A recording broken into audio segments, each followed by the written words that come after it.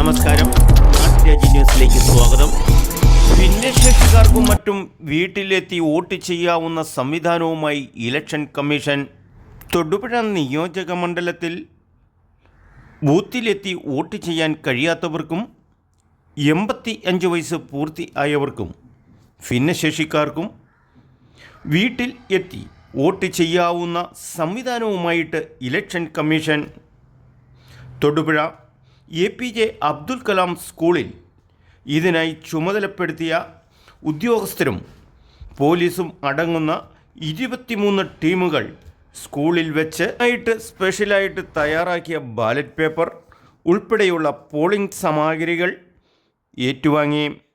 1996 വീടുകളിലേക്കാണ് polling ഉദ്യോഗസ്ഥർ vote ചെയ്യാനുള്ള സാമഗ്രികളുമായി എത്തുന്നത്. നിയോജക മണ്ഡലത്തിൻ്റെ ഇലക്ട്രിക്കൽ രജിസ്ട്രേഷൻ ഓഫീസറും തഹസിൽദാർ AS ബിജിമോൾ, നോഡൽ ഓഫീസർമാരുടെ ചുമതല വഹിക്കുന്ന പൂരഹ tahsildar KH Zakir, Thodupuzha taluk deputy tahsildar KS Bharathan, deputy തഹസിൽദാർമാരായ PM റഷീദ്, നസീറ TA, ഇലക്ഷനുമായി ഉത്തരവാദിത്തപ്പെട്ട മറ്റു ഉദ്യോഗസ്ഥരും അടങ്ങുന്ന ടീമുകളാണ്. വേണ്ട രീതിയിലുള്ള ട്രെയിനിങ് ക്ലാസുകൾ കൊടുത്തുകൊണ്ട് ഉപകരണങ്ങളും അതിനുവേണ്ട സാമഗ്രികളും കൈമാറിയത്.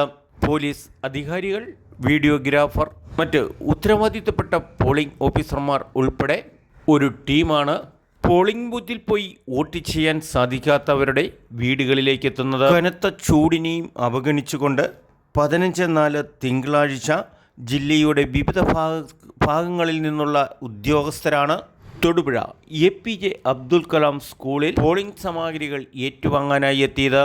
നാട്ടുരാജ്യ ന്യൂസിനു വേണ്ടി ക്യാമറയാൻ റിപ്പോർട്ടിംഗ് തൊടുപുഴയിൽ നിന്നും KK വിജയൻ.